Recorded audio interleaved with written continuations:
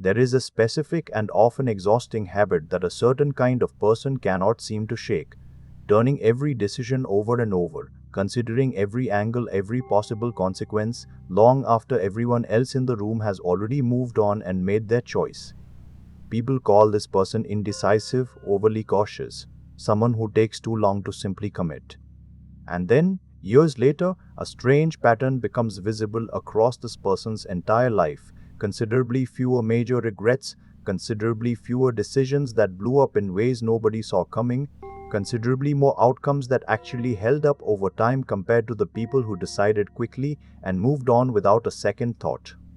Carl Jung had a real explanation for why this seemingly excessive, exhausting deliberation so often produces the most reliable results over an entire lifetime. Jung believed that quick, confident decisions often feel satisfying precisely because they bypass genuine uncertainty rather than actually resolving it, producing a feeling of clarity that does not always reflect an accurate assessment of the real risks and real consequences actually involved. A person who overthinks is not usually failing to reach the same clarity everyone else reaches faster. They are often refusing to accept a false, premature clarity, continuing to examine a decision specifically because some part of them has correctly sensed that the situation is genuinely more complicated than a quick decision would actually account for. This explains why the overthinker's decisions, while slower and considerably more exhausting to actually reach, so often hold up better over the long run, since the additional consideration this person insists on is frequently catching real risks and real complications that a faster decision maker simply never paused long enough to notice.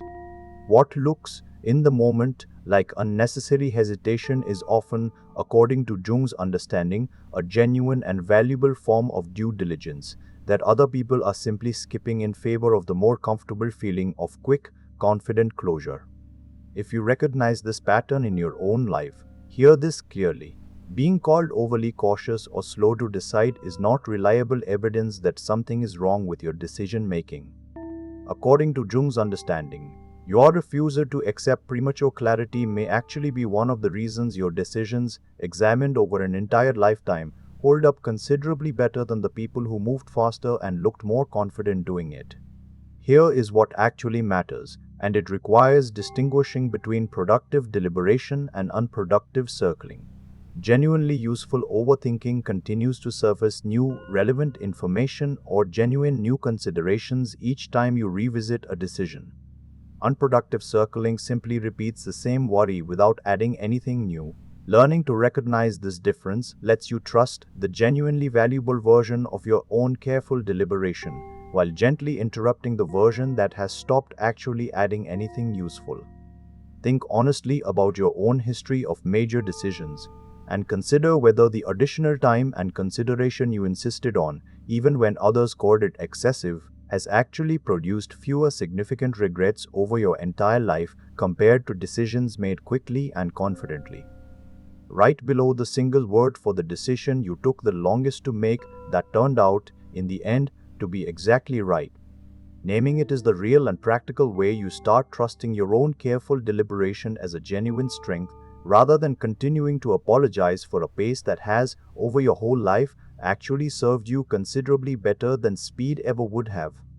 Because overthinking every decision was never, according to Carl Jung's understanding, evidence of indecisiveness or weakness.